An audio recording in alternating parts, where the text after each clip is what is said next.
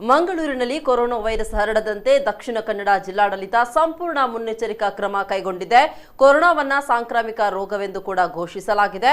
ಈ ನಡುವೆ ಮಂಗಳೂರು ನಗರ ಪಾಲಿಕೆ ವ್ಯಾಪ್ತಿಯಲ್ಲಿ ಕೊರೋನಾ ಭೀತಿ ಜೊತೆಗೆ ಕಾಲರ ರೋಗವು ಹರಡುವ ಭೀತಿ ಇರುವ ಹಿನ್ನೆಲೆಯಲ್ಲಿ ಹಾಗೂ ನಗರದೆಲ್ಲೆಡೆ ಸ್ವಚ್ಛತೆ ಕಾಪಾಡುವ ನಿಟ್ಟಿನಲ್ಲಿ ಬೀದಿ ಬದಿ ವ್ಯಾಪಾರಿಗಳು ವ್ಯಾಪಾರ ಮಾಡದಂತೆ ಪಾಲಿಕೆ ಆಯುಕ್ತ ಶಾನಡಿ ಅಜಿತ್ ಕುಮಾರ್ ಸುತ್ತೋಲೆ ಹೊರಡಿಸಿದ್ದಾರೆ.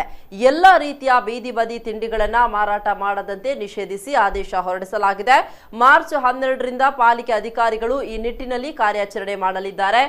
ಯಾರಾದರೂ ಅಡ್ಡಿಪಡಿಸಿದಲ್ಲಿ ಪೊಲೀಸ್ ಬಂದೋಬಸ್ತಿನಲ್ಲಿ ಕಾರ್ಯಾಚರಣೆ ಮಾಡಲಾಗುವುದು ಅಂತ ಆಯುಕ್ತರು ಎಚ್ಚರಿಸಿದ್ದಾರೆ. ಒಂದು ವೇಳೆ ಕಾರ್ಯಾಚರಣೆಗೆ ಅಡ್ಡಿಪಡಿಸಿದರೆ ಸೂಕ್ತ ಕಾನೂನು ಕ್ರಮ ಕೈಗೊಳ್ಳಲಾಗುವುದು ಅಂತ ತಿಳಿಸಿದ್ದಾರೆ.